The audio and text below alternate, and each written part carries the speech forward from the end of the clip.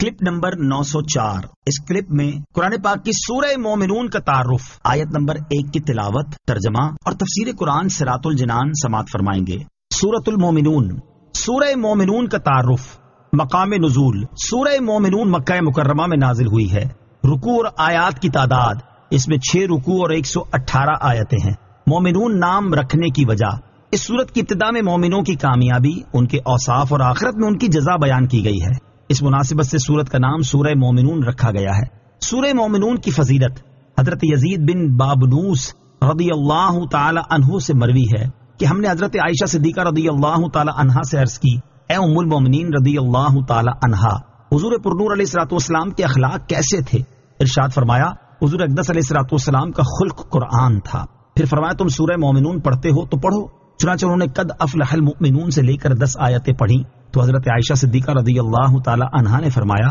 رسول اللہ صلی اللہ علیہ وسلم کے اخلاق ایسے ہی تھے۔ سورہ مومنون کے مضامین، اس سورت کا مرکزی مضمون یہ ہے کہ اس میں خالق کے وجود، اس کی وحدانیت، نبوت اور رسالت کے ثبوت اور موت کے بعد زندہ کیے جانے پر مختلف دلائل کے ساتھ کلام کیا گیا ہے، اور اس سورت میں یہ مضامین بیان کیے گئے ہیں۔ نمبر 1، اس سورت کی ابتدا میں 7 اوصاف کے حامل مومنوں کو آخرت میں کامیاب ہونے کی بشارت سنائی گئی اور آخرت میں انہیں ملنے والی عظیم جزا فردوس کی میراث بیان کی گئی۔ نمبر 2، اللہ تعالیٰ کے وجود، اس کی وحدانیت اور قدرت پر انسان کی مختلف مراحل میں تخلیق، آسمانوں کو کسی سابقہ مثال کے بغیر پیدا کرنے، باغات اور نباتات کی نشو و نما کے لیے آسمان کی طرف سے پانی نازل کرنے، انسان کے لیے مختلف منافع والے جانور پیدا کرنے اور سامان کی نقل و حمل اور سواری کے لیے کشتیوں کو انسان کے تابع کرنے کے ساتھ استدلال کیا گیا ہے۔ نمبر 3، مشرکین کی طرف سے پہنچنے والی اذیتوں پر اپنے حبیب علیہ الصلوۃ والسلام کو تسلی دینے کے لیے اللہ تعالیٰ نے حضرت نوح، حضرت ہود، حضرت موسیٰ، حضرت ہارون، حضرت عیسیٰ علیہ الصلوۃ والسلام اور ان کی والدہ حضرت مریم رضی اللہ تعالی عنہا کے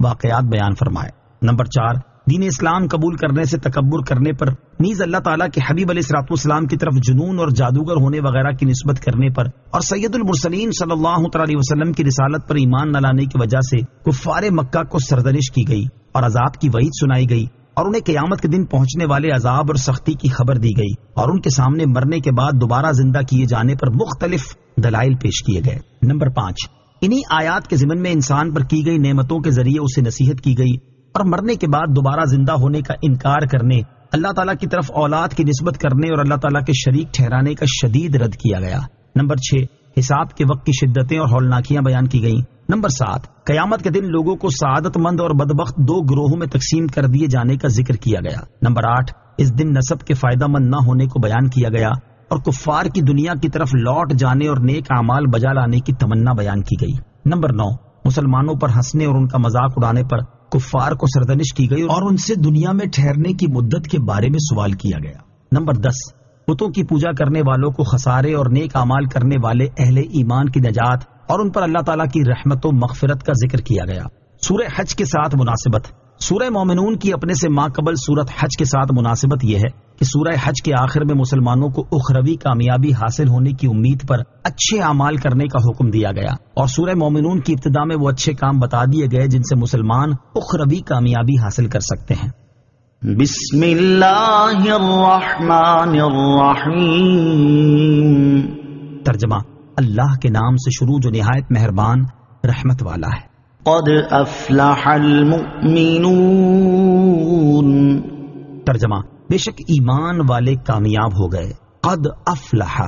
بے شک کامیاب ہو گئے۔ اس آیت میں ایمان والوں کو بشارت دی گئی ہے کہ بے شک وہ اللہ تعالیٰ کے فضل سے اپنے مقصد میں کامیاب ہو گئے اور ہمیشہ کے لیے جنت میں داخل ہو کر ہر ناپسندیدہ چیز سے نجات پائیں گے۔ حقیقی کامیابی حاصل کرنے کے لیے ایمان پر خاتمہ ضروری ہے۔ یاد رہے کہ ہر ایک نے موت کا کڑوا ترین ذائقہ چکھ کر اس دنیا سے کوچ کرنا ہے اور قیامت کے دن سب کو اپنے اعمال کا بدلہ پانا ہے، اور جسے اس دن جہنم کے دردناک عذابات سے بچا لیا گیا اور بے مثل نعمتوں کی جگہ جنت میں داخل کر دیا گیا، وہی حقیقی طور پر کامیاب ہے، جیسا کہ اللہ تعالیٰ ارشاد فرماتا ہے، کل نفس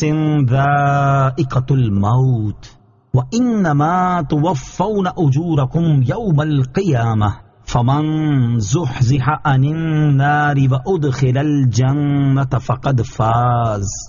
ترجمہ، ہر جان موت کا مزہ چکھنے والی ہے اور قیامت کے دن تمہیں تمہارے اجر پورے پورے دیے جائیں گے، تو جسے آگ سے بچا لیا گیا اور جنت میں داخل کر دیا گیا تو وہ کامیاب ہو گیا، اور جہنم سے بچنے اور جنت میں داخلے کے لیے ایمان پر خاتمہ ضروری ہے، جیسا کہ حضرت عبداللہ بن عمر رضی اللہ تعالیٰ عنہ سے روایت ہے۔ سید المرسلین علیہ الصلوۃ والسلام نے ارشاد فرمایا، جس شخص کو جہنم سے بچنا اور جنت میں داخل ہونا پسند ہو تو اسے موت ضرور اس حال میں آئے کہ وہ اللہ تعالیٰ اور آخرت کے دن پر ایمان رکھتا ہو، اور جس معاملے کو وہ اپنے لیے پسند کرتا ہو وہی معاملہ دوسروں کے ساتھ کرے، اور چونکہ موت کا وقت کسی کو معلوم نہیں، اس لیے ایمان پر ثابت قدم رہنا اور اس کی حفاظت کی بھرپور کوشش کرنا ضروری ہے، تاکہ موت کے وقت ایمان سلامت رہے اور قیامت کے دن جنت میں داخلہ نصیب ہو۔ سورہ مومنون کی ابتدائی 10 آیات کی فصیلت۔ سورہ مومنون کی ابتدائی 10 آیات کے بارے میں حضرت عمر بن خطاب رضی اللہ تعالیٰ عنہ فرماتے ہیں، جب نبی اکرم علیہ الصلوۃ والسلام پر وحی نازل ہوتی تو آپ کے چہرہ اقدس کے پاس مکھیوں کی بن بناہٹ کی طرح آواز سنائی دیتی۔